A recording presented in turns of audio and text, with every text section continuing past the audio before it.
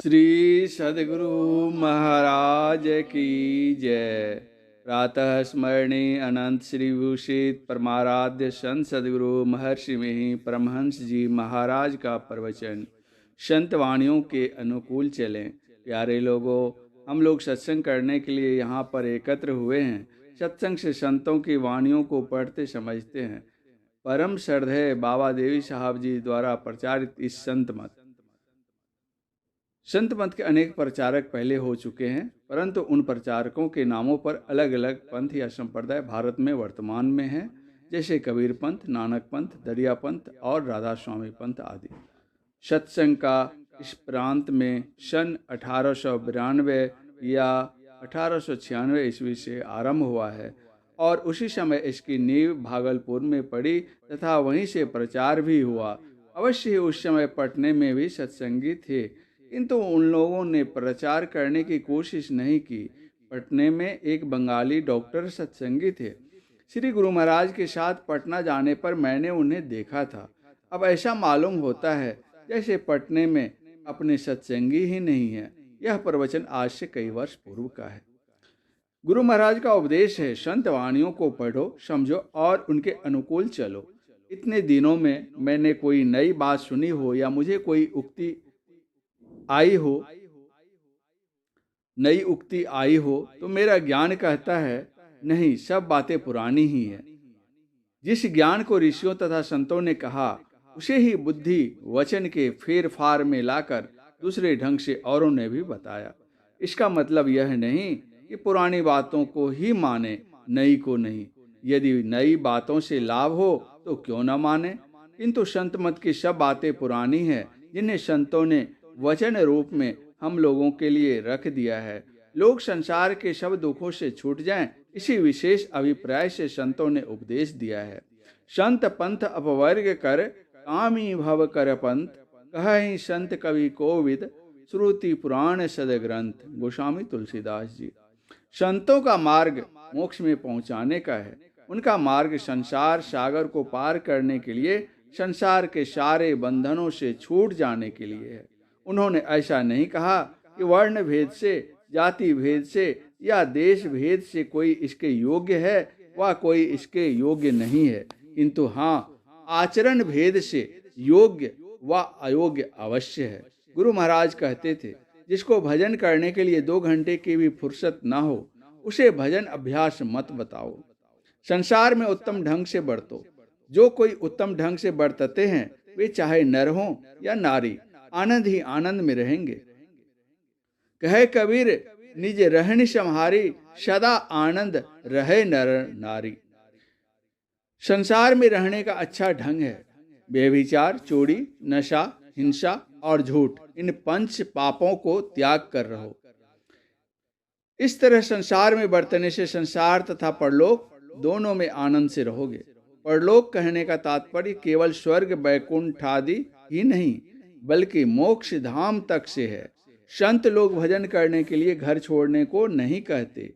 वे कहते हैं, अवधो भोले को घर लावे, सो जन हमको भावे। घर में जोग भोग घर ही में, घर तजी वन नहीं जावे। वन के गए कल्पना उपजय, तब धो कहाँ समावे।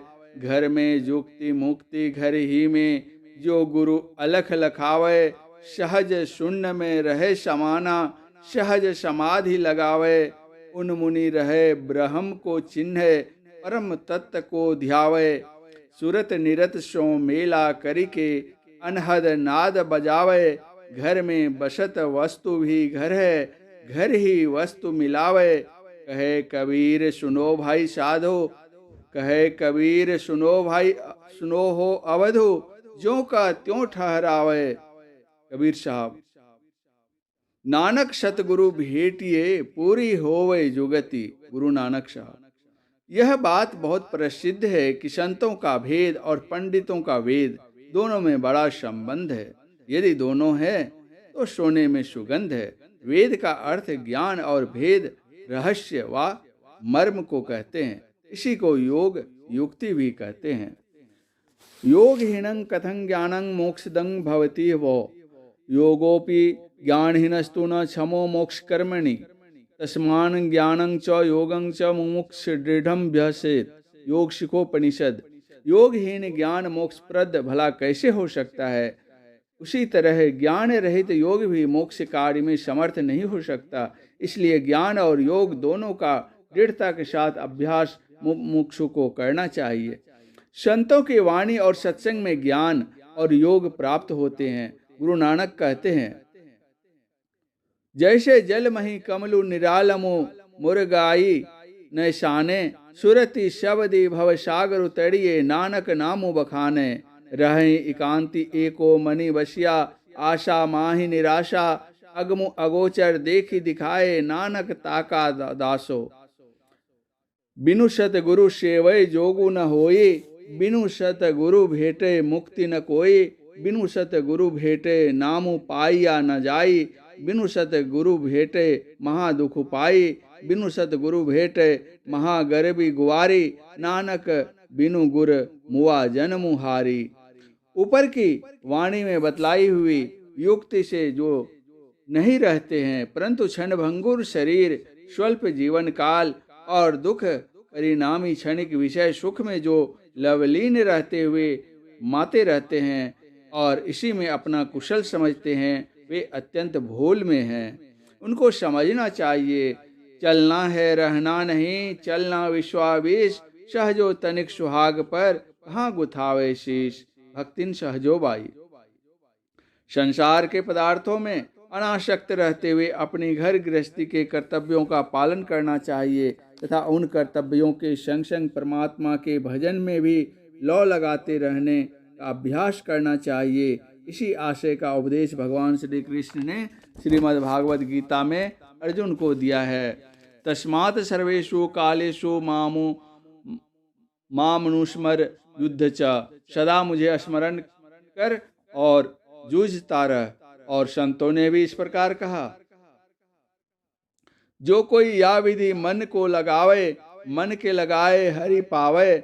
जैसे नटवा चढ़त बांस पर ढोलिया ढोल बजावे, अपना बोझ धरे सिर ऊपर सुरती बांस पर लावे। जैसे भुवंगम चरत बनी में ओष चाटने आवे, कभी चाटे कभी मणि तन चितवे, मणि तज प्राण गवावे। जैसे कामिनी भरत कूप जल कर छोड़े बतरावे, अपना रंग सखियन संग राचे, सुरती गागर पर लावे। जाके रहनी अपार जगत में, सो गुरु नाम प्यारा हो। जैसे पुर इन रही जल भीतर, जल ही में करत पसारा हो। वाके पानी पत्र न लागे, ढर की चले जस पारा हो। कबीर साहब। कमठ दृष्टि जो लावई, सो ध्यानी परमान, सो ध्यानी परमान। सूरत से अंडा सेवे, आप रहे जल माही, सूखे में अंडा देवे। जस पनिहारी कलश भरे मार्ग में आवे, कर छोड़े मुख वचन चित्त कलशा में लावे। फनी मनी धरे उतारी आपू चरणे को जावे, वह गाफिल ना परे सुरती मन माही रहावे। पलटू कारज सब करे, सुरती रहे अलगान। कमठ दृष्टि जो लावई, सो ध्यानी परमान। संत पलटू साहब।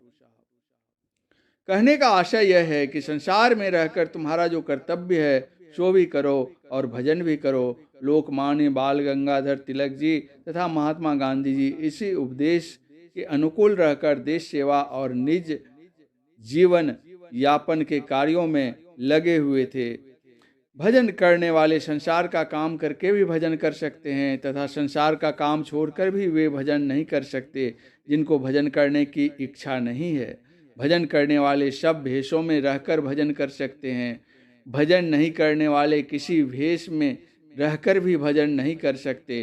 कबीर जी का जीवन याद करके मेरा मन बड़ा प्रसन्न होता है। वे बहुत संतोषी, बहुत बुद्धिमान, इच्छा को जीते हुए मितभोगी, अल्पभोगी थे। इसलिए वे थोड़े पदार्थों में ही संतुष्ट एवं खुश रहते थे। कपड़ा बनाकर बेचते थे, यही उनका रोजगार था। वे केवल परिश्रम और सूद का मूल्य लेते थे। कबीर चाले हाट को कहे को न कोई पतियाए, 5 टके का 2 पटा 7 टके को जाए। एक दिन कबीर साहब दुपट्टा बनाकर बाजार में बेचने गए थे। वह 5 टके उसका मूल्य बतलाते थे। लोग कम दाम में लेना चाहते थे। कबीर साहब दुपट्टा लेकर लौटे आते थे। रास्ते में एक चतुर मनुष्य ने कबीर साहब से दुपट्टा ले लिया और उनसे कहा कि बेचकर मैं ला देता हूँ। वह 60 टके में बेचकर कबीर साहब के पास लौट आया और कहा, देखो मैंने 60 टके में बेचा है। कबीर साहब ने कहा, भाई मुझे तो 5 ही चाहिए। वह चतुर मनुष्य कबीर साहब को 5 टके देकर बाकी 2 टके को अपने हाथ में लिए घर चला आया। जिन पर ईश्वर की बड़ी कृपा होती है वे ऐसे ही संतुष्ट होते हैं। खुश खाना है खिचड़ी, माही पड़ा टुक नोन, मांस पराया खाए कर गला कटावे कौन। कबीर साहब ने तो ईश्वर से प्रार्थना की थी कि मुझे सूखी रोटी दो। चूपड़ी मांगते मैं डरता हूँ कि सूखी भी न छिन जावे। कबीर शाही मुझको सूखी रोटी दे, चुपड़ी मांगत मैं डरूं यह भी छीन न ले। जो इंद्रियों के स्वाद को तुक्ष जानता है, इंद्रियों के स्वाद में फंसना अपने पर बंधन जानता है, वह गृहस्थ होते हुए भी योगी है। भजन करने की युक्ति से विहीन को कितना हो वैराग्य हो तो उसका काम पूर्ण रूप से बनने को नहीं है। इसलिए योग्य गुरु से युक्ति जानकर साधन में लगे हुए रहकर संसार के कामों को करते रहना चाहिए। परम पूज्य गुरुदेव का यह प्रवचन ग्राम धरहरा, जिला पूर्णिया, जिला विशेषाधिवेशन के अवसर पर दिनांक 23/12/1951 ईस्वी के सत्संग में हुआ था। श्री सद्गुरु महाराज की जय।